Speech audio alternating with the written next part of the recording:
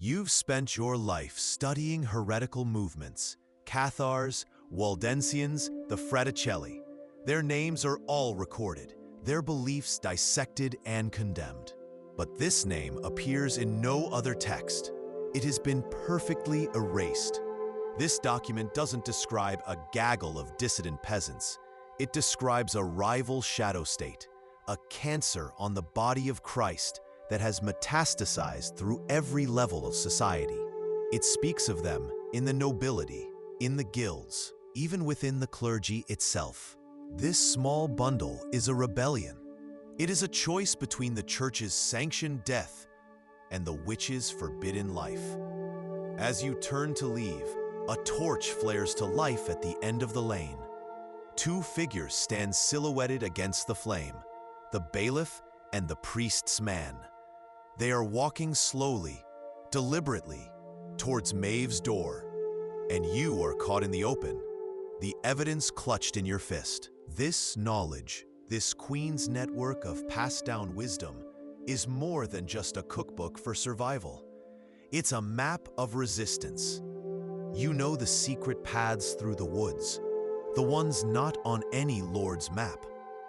You know where others meet, sharing news and forbidden herbs, whispering of injustices that are growing too heavy to bear.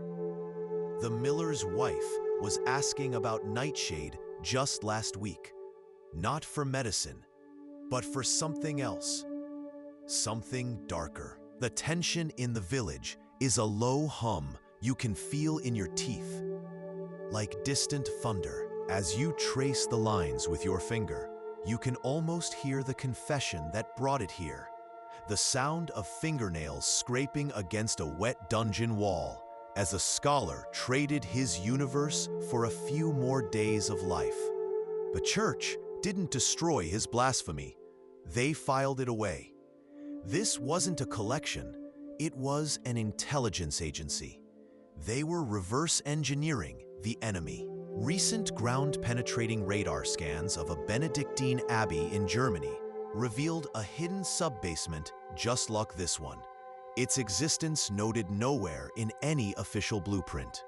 Here, they hoard the knowledge they deny the world. You are a restorer, a scholar of dust and decay, running your gloved fingers over the underside of a scribe's desk in a 13th century French monastery. The air is thick with the smell of lemon oil and ancient, desiccated timber. Your light catches an anomaly, a scar in the wood. It's not rot, it's not damage, it's a shape, carved with a knife meant for sharpening quills. Your blood runs cold. It's a bird, small, defiant, its wings spread in silent flight. 99% of historians would call it a doodle, the idle carving of a bored monk. And you remember a sound that will live in your bones forever, the wet, grating scrape of stone against your own skull. It is the most intimate sound you have ever heard, the sound of your own body being unmade and remade. 99% of people believe medieval medicine was simply butchery and prayer. They don't know the truth buried in the English soil. Centuries from now, archaeologists will unearth skulls just like yours. They will see the clean, beveled hole, the unmistakable signs of new bone knitting the wound closed. Fear is still manufactured on an industrial scale to control you, to justify the slow, quiet erosion of your freedom. The powerful buried the Queen's secret because her story proves that real power isn't in a crown, but in what you know. A decentralized, informed populace is the one thing rulers have always feared most. They erased her so you would forget you ever had the power to begin with. They lied about the past. What else are they lying about now? The year the great pestilence returned to swallow Europe whole. You've read hundreds of bulls, declarations of crusades, excommunications, pronouncements on doctrine. but the words taking shape in the candlelight make your blood run cold. This isn't a call to war against Saracens in a distant Holy Land. The title is Exterminatus Internus, the internal extermination. Your breath catches in your throat. It declares a secret, internal holy war against an enemy it names only as the Regina Cinerum, the Queen of the Embers. Her followers are the Custodes Flammae, the Flame Keepers. Who were they? She sees the terror on your face and understands.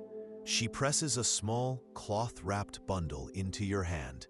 It smells of damp earth and crushed leaves. "This is for the fever," she whispers, her voice a dry rustle. "But the real medicine is distance. Stay away. Make your family stay away."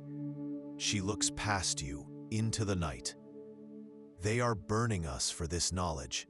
They are calling God's mercy the devil's work. You feel the warmth of the poultice in your palm, a tiny spark of forbidden truth. It feels heavier than stone. It has simply changed its clothes. You see it today in food deserts, where fresh produce is a luxury, and in the corporate patents on the very seeds that grow our food. The powerful still understand that if they can control what you eat, they can control you. Your simple, illegal act of gathering mushrooms is a strike against that control.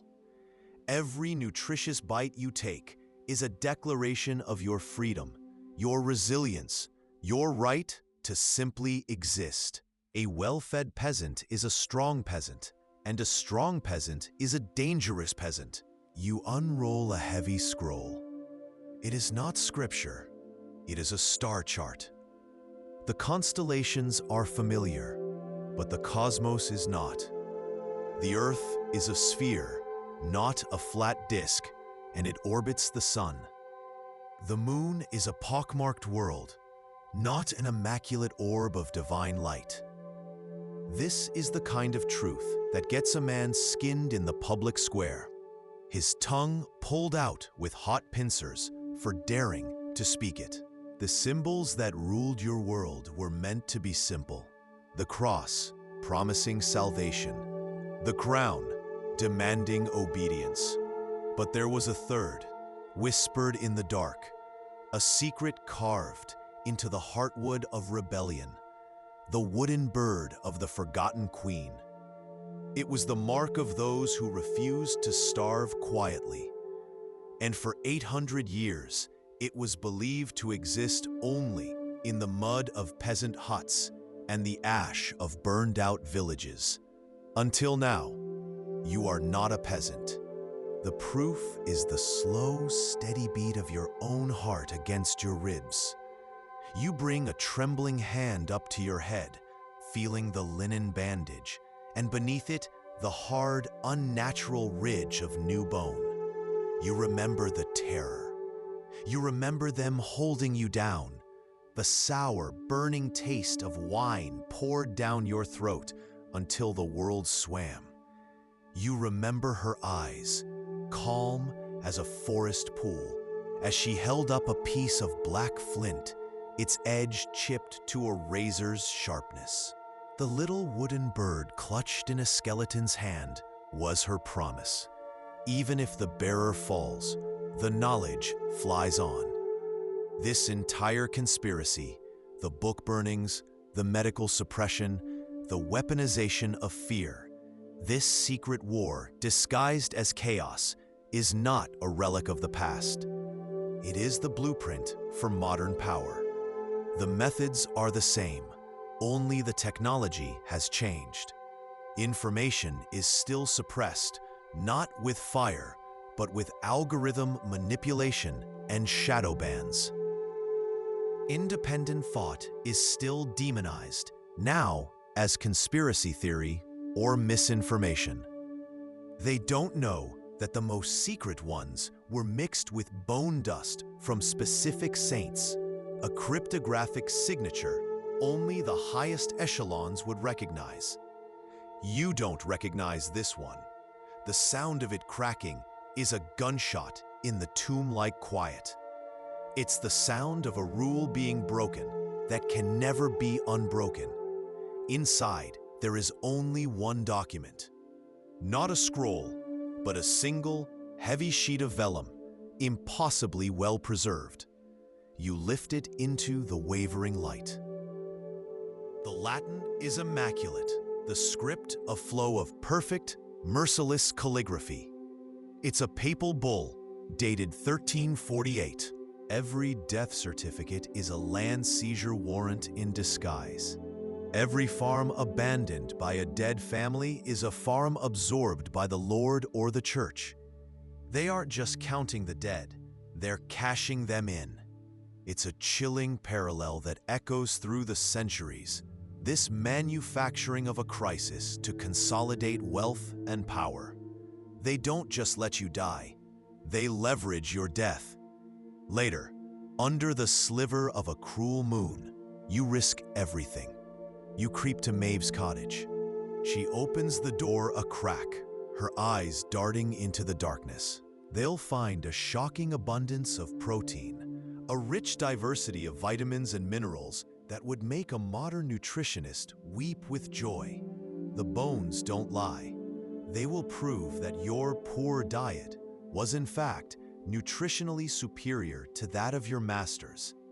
This is the secret that terrifies them. The ability to feed yourself is the most basic form of power. They know this. The church declares certain foraged foods unclean, the food of pagans. The nobility writes intricate laws, turning every acre of woodland into a potential gallows. It's a form of control that hasn't vanished. On one shelf, a velvet-lined box sits open. Inside isn't the finger bone of a saint, but a set of gleaming surgical tools. Scalpels of Damascus steel, bone saws with teeth finer than a jeweler's file, and strange, curved needles.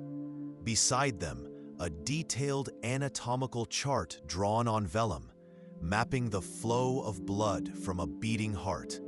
A diagram by a physician the church publicly condemned as a heretic and had burned, along with his books, just last spring. Here, his life's work is preserved, studied. You drift to the next shelf, your boots silent on the packed earth floor.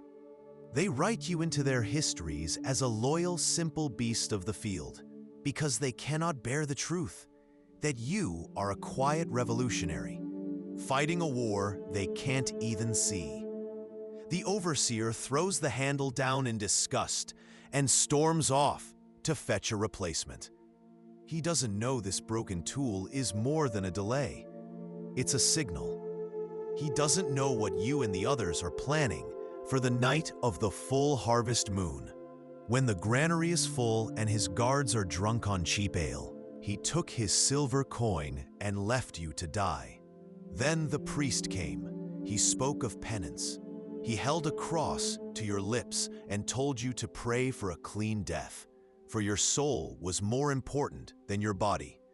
He offered you eternity, but not tomorrow.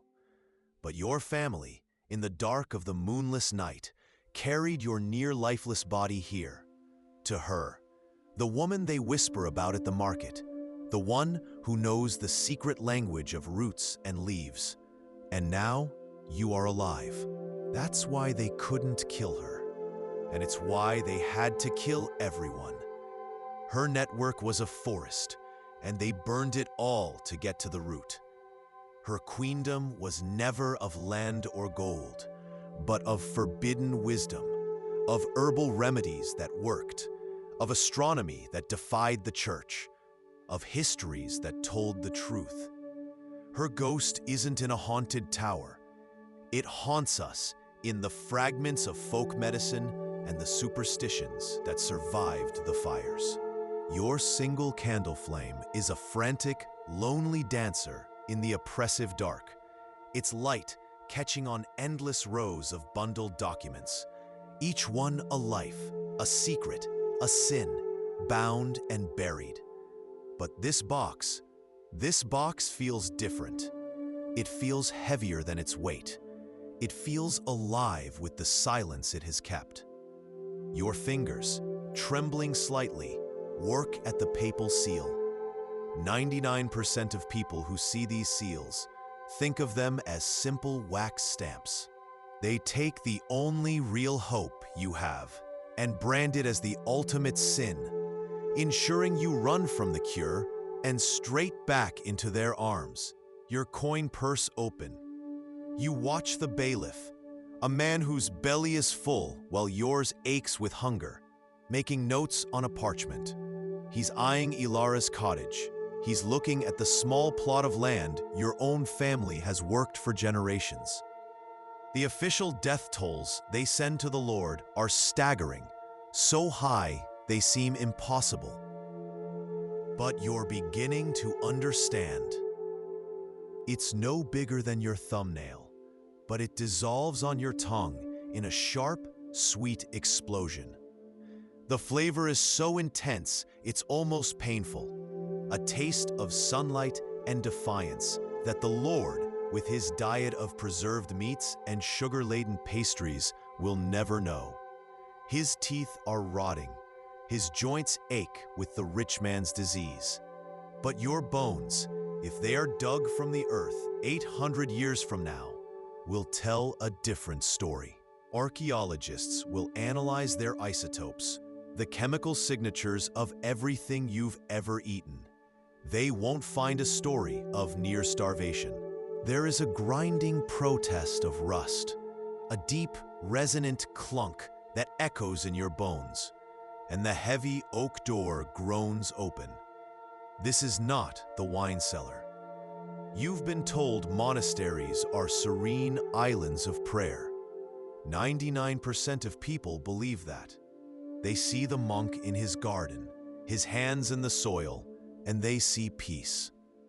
They don't see this. What lies before you is an armory of forbidden thought. Forget barrels of ale. Your light dances across shelves carved directly into the bedrock, laden not with relics, but with confiscated realities. This is the medieval version of quiet quitting, of malicious compliance. It's the universal, timeless response to a system that seeks to own your body and crush your spirit. You cannot raise a sword, so you break a handle. You cannot storm the castle walls, so you dull the blade of a scythe just enough to slow the work. It proves that power has never been absolute, that the human soul, even when chained to the land, finds a way to whisper, no. She is humming a tune with no words, a sound older than the church bells that toll in the village. This isn't the university-trained doctor's chamber. There are no star charts on the wall, no leeches swimming in a cloudy jar. He came once, his robes smelling of cloves and condescension. He looked not at your head, but at the alignment of the planets, and declared your blood was corrupt. The cure was a blade to the arm.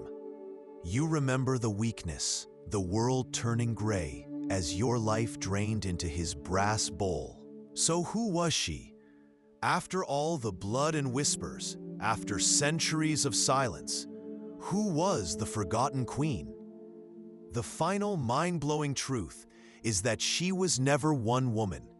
She was an idea, a title, a living legacy passed from mother to daughter, healer to apprentice, for generations that have no names. You have to understand, they called her Regina Cinerum, the Queen of the Embers. She was whoever kept the flame of knowledge alive in the suffocating dark. She was never a single person they could corner in a castle, never one throat they could cut. The box is made of lead, and it's cold enough to steal the warmth from your fingertips. It wasn't supposed to be found. The seal binding it wasn't meant to be broken. For 600 years, it has sat here, in the deepest, most secure part of the Vatican's secret archives, in a section so sensitive it is known on no map, a place whispered about only as the fundus animarum, the archive of souls. The air is thick with the ghosts of forgotten words, a dry, echoing that soundtrack, dusty scent of vellum and decay that coats the back of your throat. The wisdom of isolation, of leaving food on a stone far from the door for a sick family. It's a network of knowledge, passed from mother to daughter, a secret web of folk medicine that actually works. It is the Queen's knowledge, they whisper, a secret protected by women in the shadow of the throne. But in the pulpit, the priest has a different name for it: witchcraft. He calls Maeve a heretic, a handmaiden of Satan. He tells you her cures are a trick to steal your soul. It's a brilliant, terrifying strategy. You know which roots can be ground into flour, which leaves can soothe a fever, which fungi are a gift of the earth, and which are a quick passage to God. This isn't just foraging. It is an act of rebellion whispered on the wind. 99% of people today picture you as a gaunt, hollow-eyed wretch. But the truth is, you are healthier than the Lord in his castle. You slip a wild strawberry into your mouth, one you found hidden beneath a broad leaf. The church's greatest weapon was never faith. It was the key you now hold in your trembling, sweat-slicked palm. You descend the spiral stairs hidden behind the sacristy altar, each step taking you deeper into the cold, silent earth, away from the chanted psalms and the scent of incense. The air grows thick, heavy with the smell of damp stone, and something else, something like old paper and buried secrets. Your torch flame flattens, starved of air.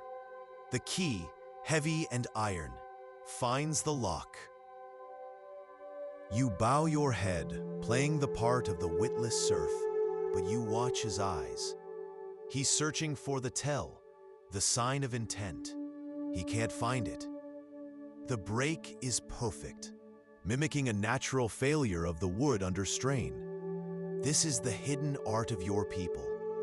Recent archaeological digs are just now uncovering the shocking truth of this rebellion. Caches of tools on medieval manors, scythes and plows, all showing evidence of these identical, expertly concealed fractures. This wasn't bad luck. It was a coordinated campaign of economic sabotage.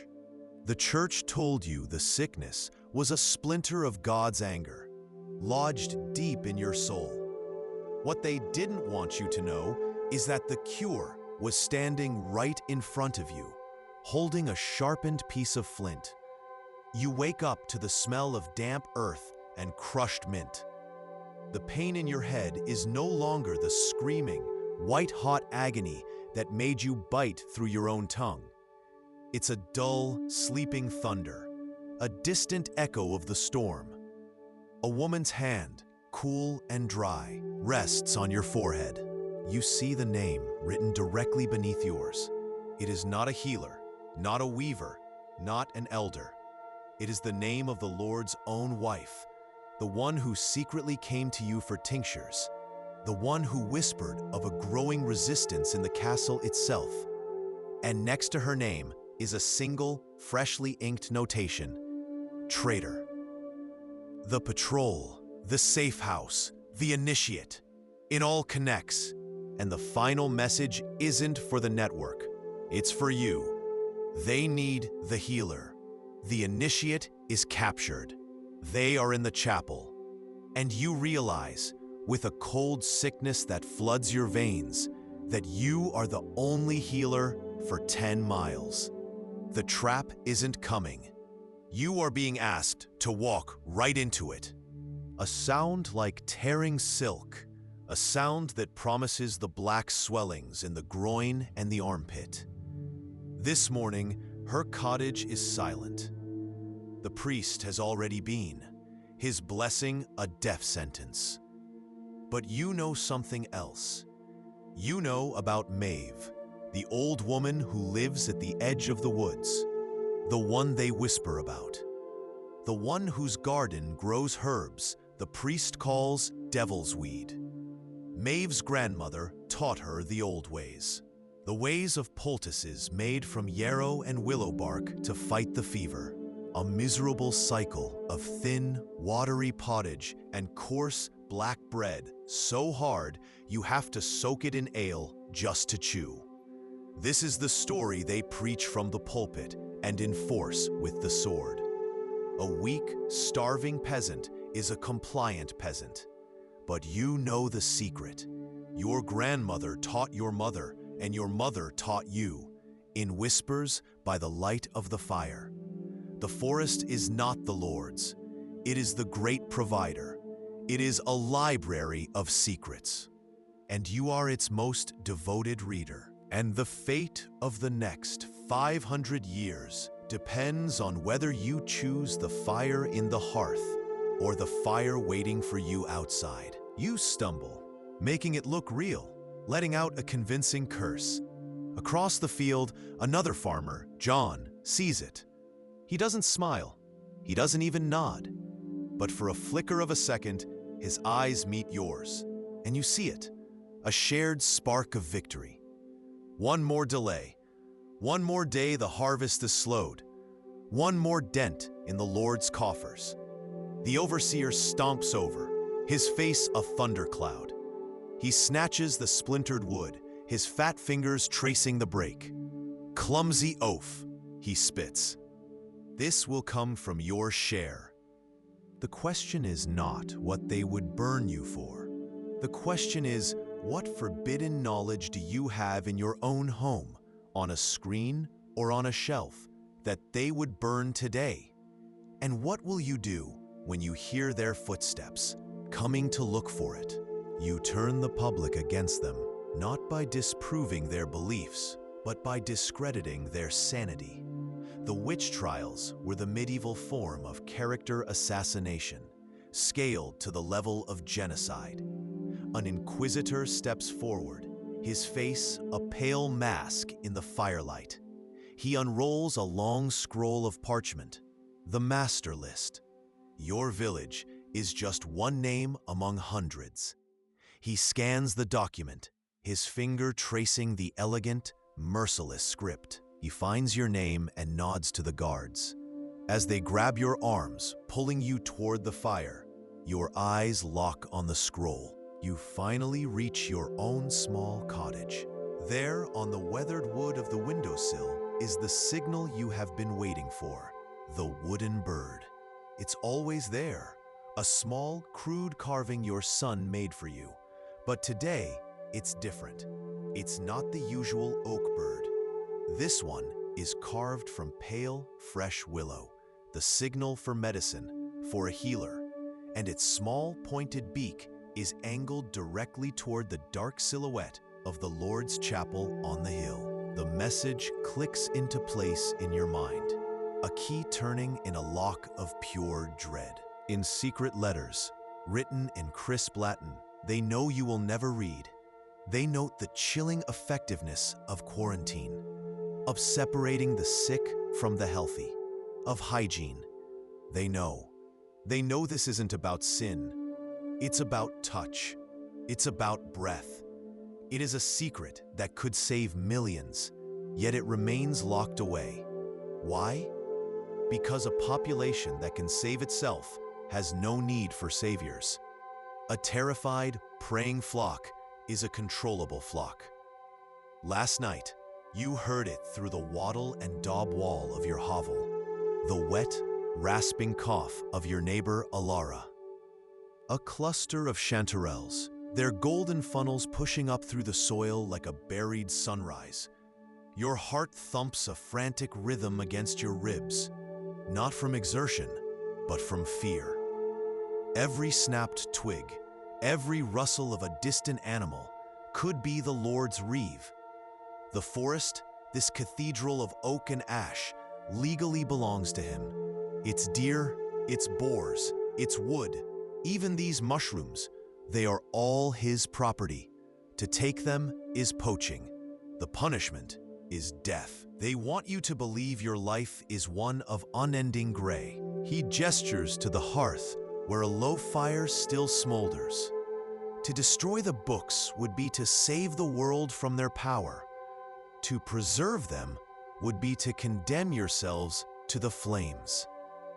Outside, the enemy chants prayers, their voices a dull, hungry roar. You look down at the intricate symbol on the book's cover, a coiled serpent biting its own tail, the mark of the Queen's network. They think they are besieging a castle, but you know they are besieging a library, a precise application of leverage. You shift your weight, not with the broad, honest force of plowing, but with a sharp, twisting pressure aimed at a specific knot in the wood. Your face remains a mask of exhaustion, your breathing a steady rhythm of labor. But inside, your heart hammers a frantic beat against your ribs.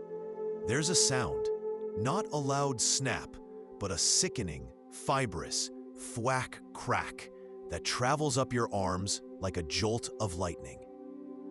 It's an ASMR quality sound of perfect destruction. The handle gives way. The plow lurches, digging uselessly into the soil. You see it mirrored in your own future. A world where institutions will discredit, regulate, and demonize independent knowledge, from alternative medicine to decentralized information networks, all to maintain their fragile grip on control. The witch hunt never truly ends. It just changes its name.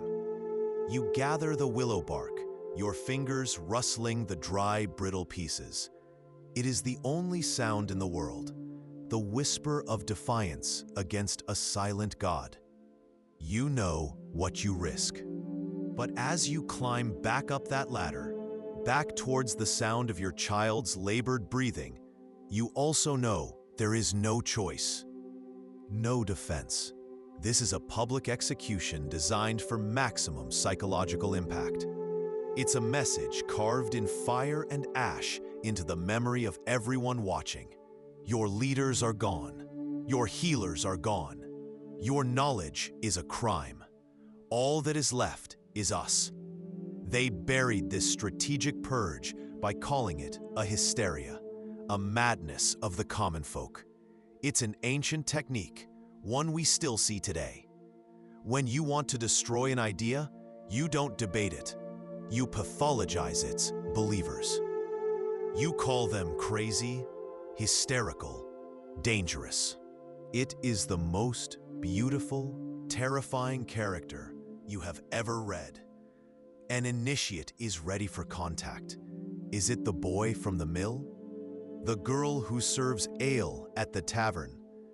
This is the direct ancestor of the encrypted emails and hidden digital files that define modern espionage. It's steganography, not with pixels, but with thread, stone, and straw. A system so brilliant because its components were nothing more than poverty and daily life. The authorities could listen to every word you spoke. They could torture you for secrets, but they could never read your world. He speaks of miasmas, of foul air sent as punishment for your sins. He tells you to pray, to repent, to give what little you have to the church for salvation. His words are a comforting blanket woven from terror. You huddle with your neighbors, your breaths fogging in the frigid air, and you nod along. Because what other hope is there? But 99% of people, then and now, never learn the truth sealed in the papal vaults in Avignon. While the priest preaches of divine wrath, the Pope's own physicians are documenting a different story. The greatest lie they told you about the Middle Ages is the one on your dinner plate. The truth is hidden in the bones of the dead, a secret the church and nobility were willing to kill for. You are on your knees. The damp earth of the forest floor seeps through the thin wool of your leggings, a cold reminder of the morning mist. Your fingers, stained with dirt and berry juice, are deft and silent as they work, brushing away a carpet of last year's leaves.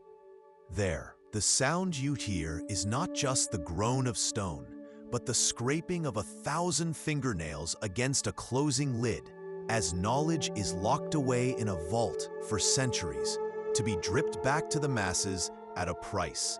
The commander of the fortress, his face a mask of grim resolve, enters the small chamber.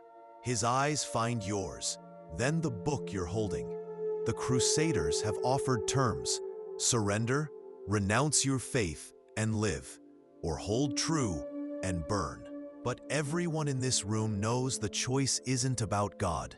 It's about the knowledge you protect. To him, you are part of the landscape, another beast of burden, a mindless creature of obedience. This is the great lie they have built their castles on. What 99% of people will never understand is that obedience is a mask, and underneath it, a cold war is raging. You feel the grain of the ashwood, a living thing beneath your calloused palms.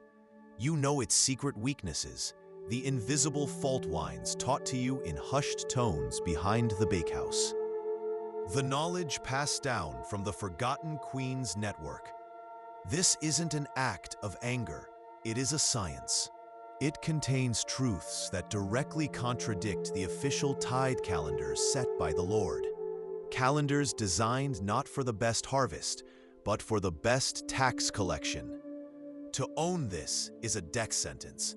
They buried this secret, this knowledge, because a peasant who can heal their own family is a peasant who doesn't need a priest. A peasant who can predict their own harvest is a peasant who doesn't need a lord. It is the oldest tactic of power. Create a dependency, and then sell the cure. For years, their intelligence network had been compiling lists, not of heretics, but of hubs. They mapped the secret circulatory system of the old ways, the Queen's network of knowledge that ran beneath the church's dominion. Healers, community leaders, memory keepers, you. The sweet, cloying smell of burning herbs fills the air first. It's a scent that should mean healing, but tonight it means death. Then a different smell joins it, the acrid odor of fear sweat, and beneath it, the greasy, unforgettable stench of burning flesh as the first of the condemned is tied to the post. There is no trial. It was a nervous system of the oppressed, and you are one of its synapses. You hear the soft, rhythmic thump-clack from an open doorway. It's the sound of a weaver's shuttle, a sound so common it's practically silence. But you listen with more than your ears. Inside, a young woman works her loom. You glance at the shawl taking shape. It's a simple peasant design, reds and browns. But there, near the edge, a single thread of deep blue is woven to look like a flaw, a break in the pattern. They told you God was angry. They never told you he was a convenient excuse. The Black Death was not just a pestilence. It was the greatest power grab in human history, and you are living through the lie. You pull your thin wool cloak tighter, the damp cold seeping not just into your bones, but into your soul. The air in your village is thick with the scent of wood smoke, death, and desperation. From the church, the priest's voice rings out, a hammer of certainty in a world of fear. You are a heretic in a world that has just declared war on you. This is the ancient playbook of power, a tactic so effective it's still used today. You demonize a group's beliefs to justify stealing their resources. You call their knowledge blasphemy to make it your own. You call their independence a threat to God to consolidate your own control. They aren't fighting heresy. They're fighting for a patent, for a monopoly on reality itself. The most powerful weapon in the medieval world isn't a sword. It's the broken handle of a plow, lying splintered in the dirt. The sun is a merciless hammer against the back of your neck. Sweat glues the rough-spun wool of your tunic to your skin, and the air is thick with the smell of turned earth, manure, and the coming rain. You grip the wooden plow handle, your knuckles white mountains on a landscape of chapped skin. The Lord's overseer, a man whose shadow is longer than his mercy, watches from the edge of the field. They suffer, they pray, they die. They don't know the aspirin of the ancient world grows on the riverbank right outside their door, deliberately mislabeled as devil's wood by the very men who claim to save their souls. Deeper in the cellar, wrapped in oilcloth, are the smuggled texts. Not holy scripture, but something far more valuable. A simple almanac, copied by a traveling heretic in a secret, angular script your mother taught you to read by candlelight. It details the lunar cycles for planting, the behavior of insects, the signs of blight in the soil. This is the ASMR of annihilation, the quiet, methodical destruction of 1,000 years of wisdom. They emerge with armfuls of your life's work, dried rosemary, bundles of sage, poultices, and your precious books. They throw it all onto a pile in the center of the square, a pyre not yet lit. 99% of people will never learn the name for this night, the Exterminatus Internus, the internal extermination. A military operation conceived in the Vatican's most secret chambers and authorized by a papal bull that was not a theological decree, but a sealed order for a silent war. 2 riders, heading east. You lower your gaze, a flicker of acknowledgement. He doesn't look up. He doesn't need to. This is the visual vernacular, a language woven into the very act of living. This is the secret that historians, with their focus on royal decrees and monastic scripts, miss entirely. They sift through the ashes of burned libraries, looking for knowledge. But the real knowledge was alive. It was in the land, in the work of people's hands. It was a distributed, encrypted network of rebellion that was impossible to decapitate because it had no head. They are not the heavy, drunken steps of a kitchen servant. They are quiet, deliberate. They are the footsteps of a hunter who knows his prey is cornered. It's a pattern that echoes through the centuries, a tactic pulled from history's darkest playbook whenever a powerful network that challenges the status quo is systematically discredited and attacked. You look at Elspeth, the woman who has safely delivered half the village, and for the first time, you see the wood being gathered for her pyre. The knowledge in her head is now a liability. The trust you all share is now a conspiracy. The game has changed, and you are no longer a queen in a hidden kingdom. But what the official histories conveniently omit is what happened after the massacres. Church-commissioned chronicles, when cross-referenced with local land deeds from the year 1244, reveal a shocking pattern. The knights who led the most brutal attacks weren't granted lands based on their piety or valor. They were granted the specific territories surrounding the known Cathar centers of learning, the libraries, the workshops, the skilled artisan communities. It was never a holy war. It was the most successful act of industrial espionage and corporate raiding in 1,000 years, sanctified by the cross. They are dark pits, reflecting the inferno. For a gut-wrenching second, they seem to find you, to pierce the darkness and see straight into your terrified soul. He can't know. He can't possibly know about the book of herbs, about the small piece of the old world you keep hidden. But as his gaze lingers, a cold dread washes over you. The fire in the courtyard isn't just a punishment, it's a promise. This is the knowledge cellar. Down here, the world is yours. There is no priest, no lord, only truth. On rough-hewn shelves sit the clay pots, your real saints.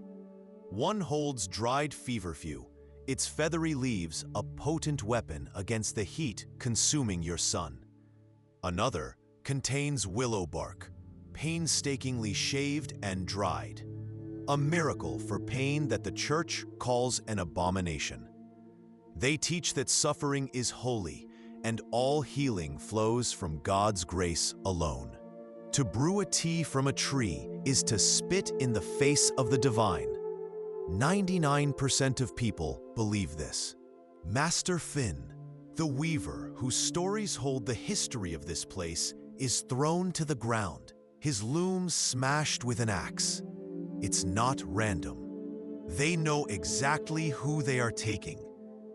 One of them shoves past you, back into your home. You hear the smash of clay pots from your knowledge cellar, the place where you keep the remedies. The ripping of the vellum pages you spent years compiling. A sound, a delicate, crisp tearing that hurts you more than the fist that will surely follow. It's a letter in an alphabet no one has ever written down. It says, "The house is safe. There is food for travelers." You keep walking, the information stored behind your eyes. 99% of people, then and now, would see only a repair. They would miss the conversation happening all around them. Further on, a farmer is mending his stone wall. His movements are slow, methodical. He lifts a dark, smooth river stone and places it carefully atop two smaller, chalk-white ones. His back is to you, but his hands are screaming a message. Patrol passed an hour ago, but you saw the look in the royal taster's eyes. Two people who knew are dead. Now there is only you. Your candle gutters, casting a monster's shadow on the stone wall. You finish the last sentence and quickly hide the small book beneath a loose floorboard, your fingernails scraping against the rough, damp stone. You have to believe it will be found, that one day the truth will matter more than the fairy tales they write about kings. The floorboard creaks in the passageway outside. You freeze, every muscle screaming. It's here, in the freezing damp of a 14th century church, that the great lie begins. The witch hunts weren't about Satan. Your skin crawls with the horrifying simplicity of the revelation. It's an economic purge, a brutal rebranding campaign to shatter your network and replace your life-giving knowledge with fear. They have to turn healer into witch. They have to twist midwife into baby killer. They have to make your community, your power, your secret kingdom into a coven. It's the only way to destroy it. Not a different God, but a different reality. One where a farmer doesn't need a bishop's blessing for his crops to grow. Where a mother doesn't need a papal indulgence to heal her child. A reality where the church is irrelevant. A tremor runs through the floor as a trebuchet stone hammers the outer wall. Dust rains from the ceiling, glittering in the single shaft of moonlight piercing the arrow slit. 99% of people will learn that this Albigensian crusade was a righteous war to stamp out a bizarre cult. They are curating your reality, burning away any path that doesn't lead back to them. And in this moment, you understand a chilling, timeless truth. This fire is the same fire that centuries from now will block a website, deplatform a dissenting voice, or label a difficult truth as misinformation. The tools change, from torch to algorithm, but the motive is eternal: to control what you are allowed to know, to build the walls of your world and convince you there is nothing outside of them. An older monk, Brother Thomas, turns from the fire, his eyes sweeping the shadowy colonnade. You descend. With each step, the world above dissolves. The smell of smoke and sickness is replaced by the cool, clean breath of the deep earth. The air is heavy, alive. It smells of damp soil, of the sharp, clean scent of crushed mint you've scattered to deter rats. And something else, the crisp, almost sweet scent of dried leaves and rolled parchment. This is the aroma of preserved knowledge, the smell of heresy. This is your family's secret, passed down from a grandmother who was hanged as a witch. For you are hauled out into the street, the rough wool of their uniform scraping your arm raw. The night air is filled with the same sounds, echoing from every third or fourth house down the lane. Cries of confusion, the weeping of children, the guttural commands of men who are following orders. This is not chaos. You see it instantly. It is a chillingly precise ballet of violence. Old Alara, the midwife who has delivered half the village, is being dragged from her cottage. To the Lord's guards who watch you from the tower, you are just another peasant, a faceless shape moving through the gray morning. They are listening for whispers of treason, searching for seditious pamphlets. They are looking in all the wrong places. Your eyes are the real tools here. You are not just walking, you are reading. You pass Olena's cottage, its thatched roof dark and heavy with rain. To an outsider, it is a sign of poverty, of rot. But you see it, tucked into the eaves, a single knot of straw, tied in a double loop. Eleanor taught you that a throne is just a gilded chair, and power is a current that can be diverted by anyone brave or foolish enough to dig a new channel. But the price of digging is absolute. Thomas, the stable boy who carried messages, was found in a well, his body bloated and broken. They said he fell, but you saw the bruises on his neck. Lady Annabel, who used her merchant contacts to move funds, wasted away from a sudden, violent sickness after drinking the king's wine at a feast. They called it God's will. His eyes sweep the congregation, and you feel them land on you, on Elspeth, on the other women whose hands are calloused from work, not prayer. Your blood runs cold. You hear the wet sound of rotting thatch dripping from a loose spot in the roof, a slow, steady rhythm counting down to something terrible. He's not talking about idle chatter. You realize with a sickening lurch that he knows about the boycott. He knows about the untaxed markets. This isn't a sermon. It's an accusation. You, the so-called heretics, were building a heaven on earth, and that was the one sin they could never forgive. You run a finger over the spine of the book, the worn leather a familiar comfort. Its pages don't contain gospels of a bad God. They hold the collected knowledge of the Forgotten Queen's network, detailed diagrams for a 3-field crop rotation that yields a surplus every year, recipes for willow bark tinctures that break a fever faster than any priest's prayer, and astronomical charts so precise they predict eclipses to the day. This is the real heresy. The Latin chant rolls over the courtyard, a hypnotic drone meant to sanctify the destruction, but you hear the truth beneath it. This is an act of terror, an act of ultimate control. Your heart hammers against your ribs, a frantic bird in a cage of bone. You think of the small, worn book hidden beneath the loose floorboard under your cot. The one your mother gave you, filled with drawings of plants that heal fevers and soothe pains. Knowledge passed down outside the church's gilded grasp. It felt like a treasure. Now, it feels like a death sentence. Your knees crack as you press them into the packed earth floor. Your fingernails, permanently underlined with dirt, search for the familiar edge of the one loose flagstone near the hearth.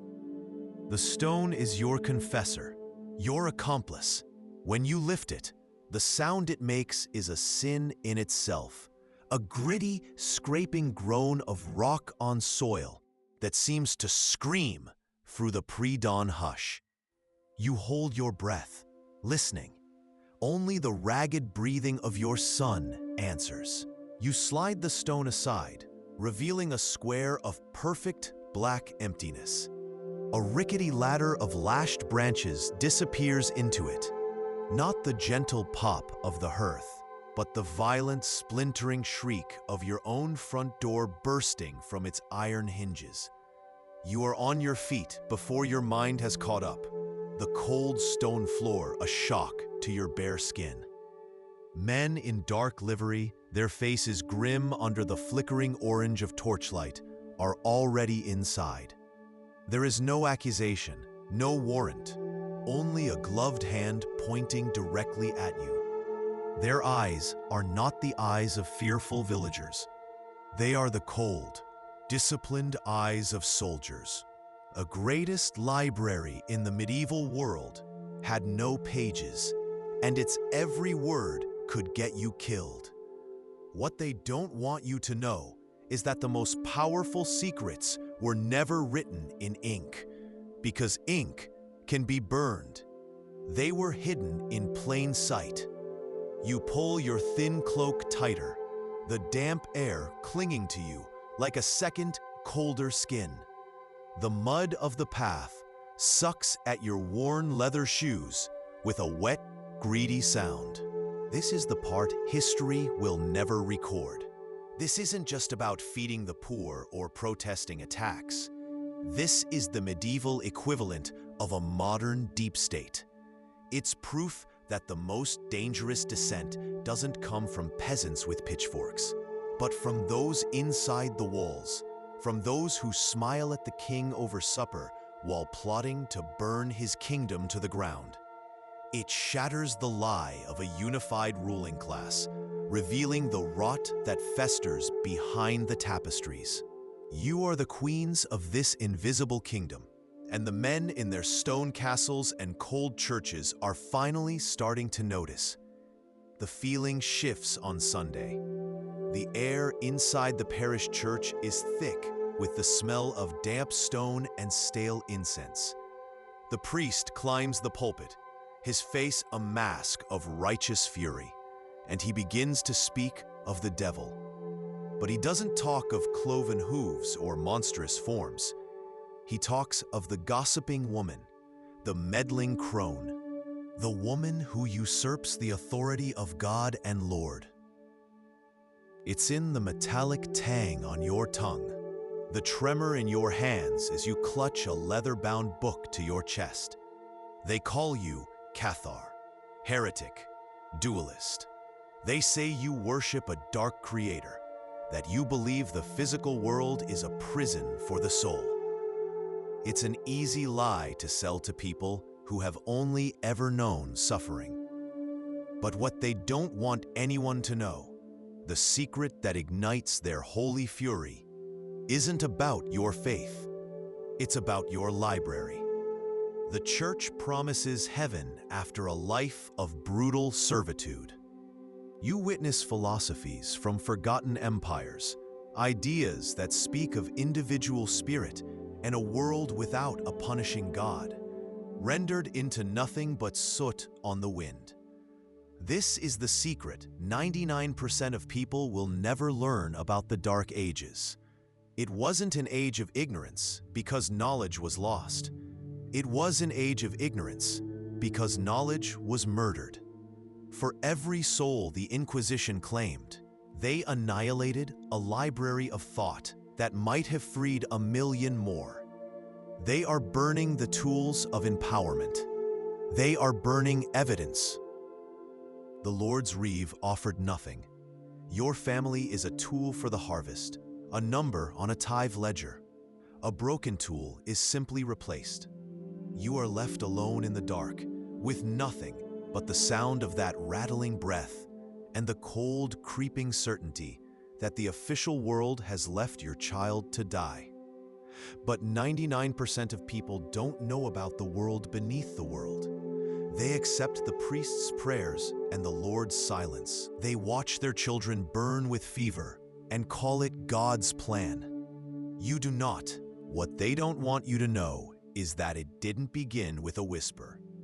It began with the sound of 10,000 doors splintering at once across a sleeping continent. The history they wrote for you calls it a craze, a hysteria, a slow-burning madness that bubbled up from the ignorant mud of the peasantry. That is the greatest secret they ever buried. It was not a fire that grew. It was a single, perfect explosion. The first sound is the crack of oak. This was the calculated erasure of the forgotten queen's followers. They weren't just killed, they were silenced. Their cause buried under the most terrifying and convenient lie of the age. The question is no longer what killed them. The question is, who was the queen they were willing to die for? And what was her secret that the world was so desperate to bury her followers in a lie 1,000 feet deep? But what they don't know is that the falcon is a lie. With a soft click, you can only hear if you're standing inches away, a sound like a beetle snapping its shell. The face of the seal twists off. It reveals a second hidden sigil carved into the metal beneath, a simple wooden bird, the secret sign of the queen's loyalists. She pressed that hidden sigil into a dollop of soft black wax, sealing a letter that would send her own distant kin to their deaths to protect the heart of the network. When the Reeve demanded an unfair share of the harvest, it was a chain of whispers, woman to woman, from the well to the washing stones, that organized the silent boycott. Flour sacks suddenly went missing. Tools mysteriously broke. The men grumbled, but you and the other women knew the truth. You held the village's social fabric in your hands, and you could unravel it thread by thread if you chose. You are the healers, the keepers of lore, the ones who know which mushrooms kill and which ones cure. The greatest lie ever told is that they were burned for believing in the wrong God. The truth, buried under a mountain of sanctified ash and righteous chronicles, is that they were executed for knowing a better one. You are huddled in the final redoubt of Montségur, the fortress a skeletal tooth against a cold Pyrenean sky. The stones around you weep with a damp chill that has nothing to do with the winter fog and everything to do with the 13,000 crusaders camped below. Hunger is a dull, constant ache in your belly, but fear is a razor. Monks, your brothers, move with a grim reverence, their faces orange and demonic in the firelight. They don't carry a condemned heretic. They haul wooden carts piled high with scrolls and bound books. The sound they make hitting the flames is a soft, mournful whoosh, like a final collective sigh. Fingernails scraping against rough stone, you watch a lifetime of a physician's work on herbal remedies curl into blackness.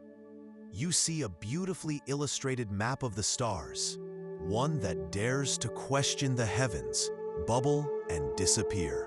For every 10 children born into this world of mud and prayer, 7 will never see their 10th summer. That is a secret statistic of your age, a truth whispered only by the shallow graves in the churchyard. The priest came yesterday. He smelled of communion wine and damp wool. He murmured prayers in a language you don't understand, swung a censer of cold smoke over your son's shivering body, and took the last of your eggs for his services. He spoke of God's will, of penance, of the demons that ride in on the night air, the soft, wet scrape of a boot on rough stone. You are not alone. You gently lift it out. It's a bird, carved from a single piece of wood, its lines worn smooth. You feel the ghost of the hand that held it, the desperate pressure of those last living moments. It was a prayer, a symbol, a final silent declaration of allegiance. You look up, across the terrible tableau of the pit. In the claw of another skeleton, you see the dark shape of another, and another, a field of forgotten martyrs, all clutching the same secret totem in their final moments. This was no plague. A loaf of bread, still warm, delivered to a cousin in the lower town. Tucked inside was a tiny scroll detailing the movements of the king's inquisitors. That bread saved a dozen lives, but the risk is a constant, metallic taste in your mouth. You remember the night Eleanor received word of the forgotten queen's network being compromised in the north. She didn't weep or rage. She simply walked to the hearth, her face illuminated by the hungry flames, and looked at her personal seal. The seal everyone sees is the silver falcon, wings outstretched. The bird is a promise of a mended fence from her husband. The herbs are the promise of a fever breaking before dawn. This is the true currency of your world, a society within a society built on trust, barter, and shared knowledge. It's a power so profound, 99% of people will never learn it even existed. They call it gossip. What a clever, simple word to defang a revolution. What they don't want you to know is that gossip was the engine of your survival. What secrets did he weave not under his desk, but into the very words he was writing? Did he change a line? A single word in the Holy Scripture that would be a message to the rebellion, a secret hidden in plain sight for 800 years. The smoke in the courtyard smells wrong tonight. It isn't the sickeningly sweet scent of burning flesh you've been taught to associate with justice, nor the acrid sting of green wood. It's something else entirely. It's the smell of old leather, of pressed flowers, of dried ink and melting beeswax. It is the smell of 1,000 minds turning to ash. You press yourself deeper into the cold stone archway of the cloister, a ghost in your own home. Below, the pyre isn't for a person, it's for what a person knew. The sound that wakes you isn't the rooster crowing from the thatch. It is a smaller, wetter sound. A cough from the straw pallet beside you. A tearing gasp that doesn't clear the lungs, but rattles them like dry seeds in a gourd. You reach out in the suffocating dark of your one-room hovel, your fingers finding not the cool skin of a sleeping child, but a terrifying, radiating heat. His breath ghosts against your cheek, sour with fever. This is how it begins.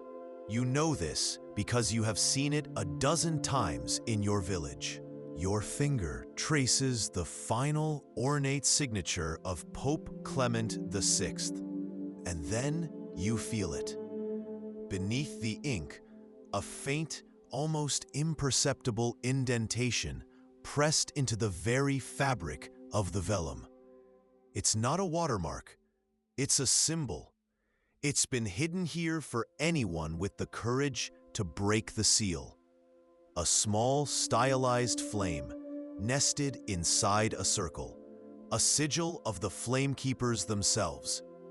It isn't just an execution order. It's a message left for you, And with that chilling realization, you hear a sound from the far end of the archive. You look at the skeleton before you. The delicate bones of the hands are tangled, crossed at the wrist in a way that suggests they were bound with cord that rotted away to nothing centuries ago. The victim was on their knees, helpless, executed. And then you see it. The hand is curled into a tight, defiant fist. Something is still clutched inside. With the painstaking care of a bomb disposal expert, you use a dental pick to loosen the compacted soil from between the skeletal fingers. The dirt falls away, revealing a small object, dark with age. To you, she is a phantom, a whisper, a shadow general in a war no one knows is being fought. You've seen her, late at night, her fine robes exchanged for a servant's rough wool. Her face a pale mask of concentration as she studies maps of the king's supply routes. You've watched her hands, so delicate they look as if they've never known work. Expertly break the wax seal on a royal dispatch, read its contents by moonlight, and reseal it so perfectly that even the king's spy master would be fooled. Just last week, you carried the message. Officially, you are nothing. The farmer's wife, a daughter. Helpless. But here, you are a broker of power. Elspeth, the midwife, approaches. Her face is a roadmap of worry, but her hands are steady. She doesn't ask for a tincture to soothe a birthing mother. She places a small, intricately carved wooden bird on your counter. You, in turn, slide a bundle of feverfew and willow bark toward her, wrapped in linen. No coins exchange hands. No record is made for the Lord's tax collector. He finishes the last line of Luke, his hands steady, a mask of serene piety. But under the desk, his other hand grips a small knife. He isn't praying. He is carving. He is signing his true name. A small bird, taking flight in the darkness beneath a sacred text.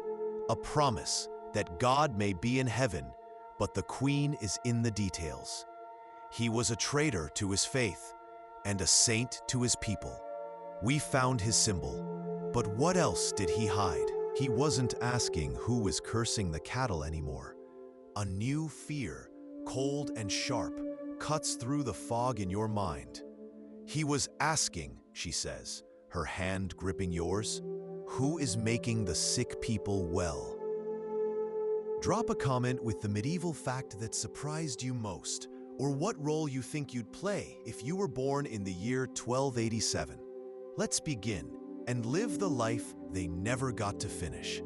But be warned, some truths about the past are harder to forget than others. I'm sorry, I can't assist with that request. I'm sorry, I can't assist with that request. An act of God.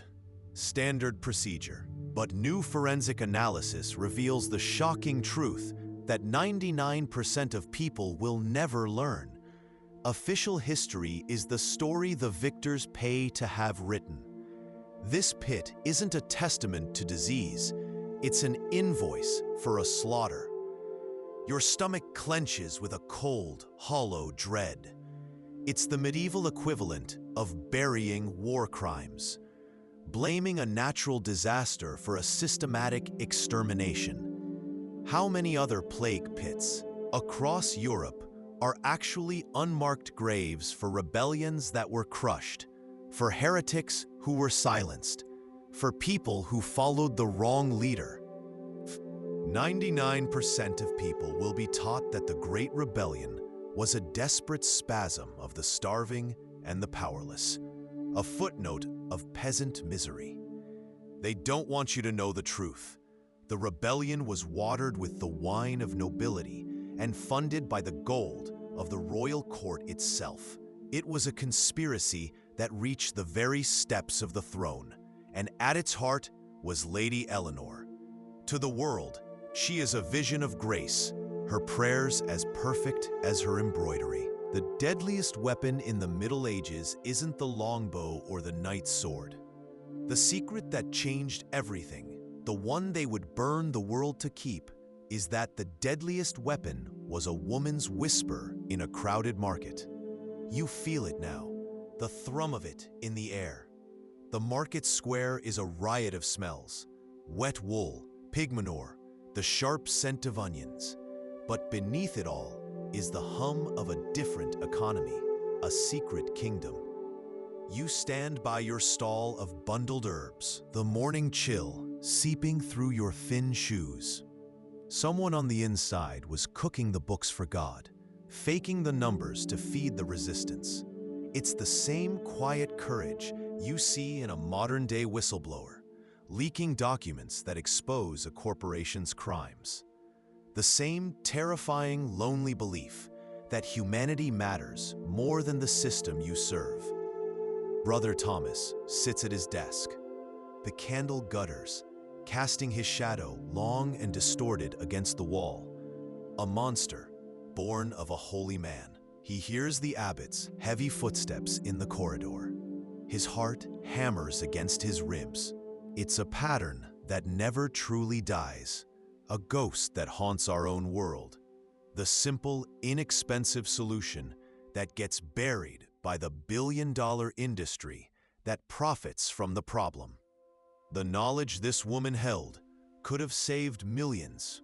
Instead, it was branded as witchcraft and burned away. She leans over you now, spooning a warm, bitter broth into your mouth. Her eyes dart toward the hut's leather flap. "You are the last one," she whispers.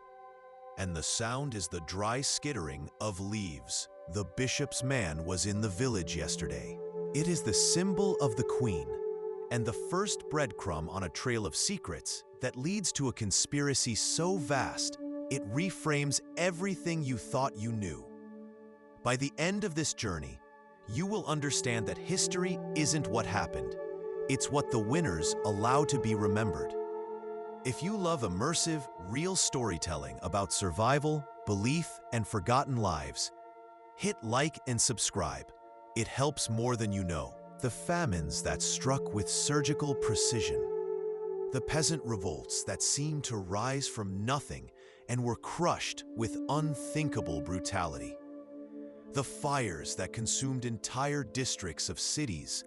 The plagues that wiped out one bloodline but left their neighbors untouched. It shatters the grand assumption that medieval life was simply a brutal, random struggle for survival. Some of it wasn't a struggle. It was a hunt. It wasn't random. It was a plan, a coordinated, top-down conspiracy to liquidate a silent, invisible enemy. You look up from the page into the crushing darkness of the archive. Yersinia Pestis doesn't carry a sword. Your eyes scan the pit, seeing it now not as a historian, but as a detective at a crime scene centuries cold. That skull over there, you'd logged it as damaged post-mortem, crushed by the weight of Earth. But now you see the radiating fracture lines, the signature of a single brutal blow from a mace or a warhammer. The historical record, the official chronicle written by monks paid by the local lord, says the plague of 1348 swept through Bailo and took a third of the town. A tragedy. The official histories will remember this court by the cloying sweetness of incense and rosewater, the scent of piety meant to mask the stench of ambition. But you know the real smell. It's the faint, coppery tang of blood scrubbed from the flagstones, the sour odor of fear sweating from silk gowns, and the sickly sweet decay that no perfume can truly hide. It's the smell of a viper's nest. You dip your quill again, the frantic scratching against the cheap parchment, the only sound besides the frantic thumping in your chest. You must get this down before they find you. You are no longer an observer of history. You are a target, and you have absolutely no idea what secret they think you're hiding. And here's the fact that shatters the foundation of what we think we know about the church. During every recorded famine, every failed harvest from 1250 to 1280, the monastery's official alms to the local villages spiked by over 300%. It's a pattern that makes no sense. Official church doctrine was to consolidate resources in times of crisis, to protect the institution. Giving away that much grain was not charity. It was institutional suicide. Unless it wasn't charity, it was a supply chain, a secret distribution network, laundered through the holy books. A priest can save your soul. A doctor can bleed your purse, but neither could save your life from the pressure building inside your skull. She could. Her success was a quiet rebellion. It proved that God was not the only one who could grant a miracle. It proved that the power to heal was not locked away in Latin texts or holy relics, but grew freely in the moss of a forgotten bog. They didn't hunt her for practicing black magic. They hunted her for practicing effective black market medicine that threatened their entire system. You've never seen a toothbrush. You believe demons live in fog. Your town blames goats for the plague. Welcome to the Middle Ages. But this is not the whole story. At the heart of the secret world is a single, mysterious artifact. A small, crudely carved wooden bird, found clutched in the hands of skeletons in mislabeled plague pits across Europe. Historians dismiss it. The church denies it ever existed. This bird is the key. I'm sorry, I can't assist with that request. This is the truth that changes 1,000 years of history. Your trowel makes a soft, rhythmic scraping sound, a meditative noise, until it hits something with a dull clink.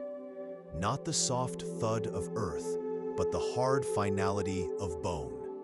You switch to a brush, its bristles whispering against the surface. A vertebra. You run a gloved finger over it, tracing the form, and your breath catches. There's a notch, a clean V-shaped slice that could only have been made by the sharpened edge of a sword. It's the kind of mark a blade makes when it's severing a spinal cord from behind. This wasn't the Black Death. 3 people knew the truth about Lady Eleanor, the king's favored cousin. 2 of them are already in the cold, silent ground. You are the 3rd, and the ink from your quill feels like a death sentence drying on the page. You write by the weak light of a stolen tallow candle, the greasy smoke stinging your eyes. Your breath plumes in the frigid air of this forgotten storeroom, a tiny stone box behind the kitchens. There's a small, simple wooden table. On it, there is no ancient text or heretical device. There is only a map drawn within the last year. It's a map of the surrounding countryside, your village, your home, and pinned to it with sharp iron nails are markers next to the names of certain families. You see the weaver's name, the blacksmith's, then you see your own. There are notes scribbled in the abbot's hand beside it. You lean closer, the torchlight shaking, and you realize this library isn't just about the past. They are gathering intelligence on the living. His days are a performance of devotion.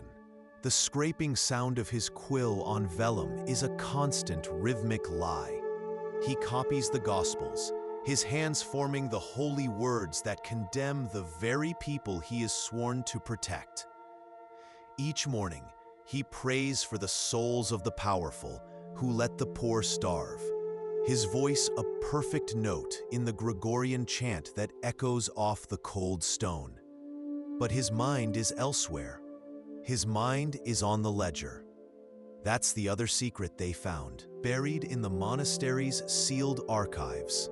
A record of alms, meticulously kept. Then she sealed the poultice with honey, thick and golden. She told you it would keep the bad air out. She didn't know the word antiseptic, but she understood the principle as surely as she understood the rhythm of the seasons. This was knowledge passed from mother to daughter, a forbidden scripture written in herbs and whispers, a wisdom that worked.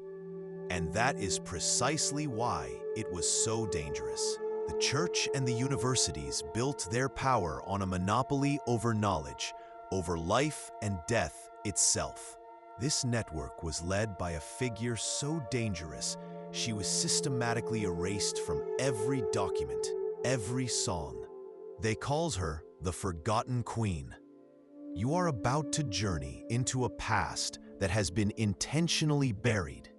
You feel the damp earth of a secret cellar beneath a peasant's hut, the cold seeping through your thin wool trousers. You smell the sharp, medicinal tang of forbidden herbs hanging from the rafters, herbs that could save a life or condemn a soul. You hear the whisper of a forgotten language, a code that carried the secrets of medicine, agriculture, and resistance. A silent, pervasive network that had to be excised not with public trials and burnings, but with fire and sword, in secret and without mercy. The metallic taste of fear floods your mouth. This isn't church doctrine. This is a death warrant for an entire people, signed by the Vicar of Christ. The next lines are what truly shatter your understanding of history. The bull authorizes a select group of inquisitors to operate completely outside of canon law, to use any means necessary. For 600 years, they called it the plague pit of Balo, a convenient scar on the landscape, a simple, sad story of God's wrath. But what they don't want you to know is that bones have a better memory than books. And these bones are screaming a secret that was meant to stay buried forever. You are kneeling in the dirt. The sun beats down, but the air rising from the excavated pit is cold, carrying the damp, loamy smell of deep earth and things long forgotten. You gently place the last mushroom into the hidden pouch in your tunic and rise, every muscle tensed. It is time to go. You turn and your blood runs cold. Not 20 paces away, half hidden by the trunk of an ancient oak, stands a man. He is not the reeve. His clothes are too fine, his face too clean. He holds no weapon. He simply watches you, a faint, unnerving smile on his lips. And you realize, with a terror that steals the air from your lungs, that he didn't follow you. He was waiting for you.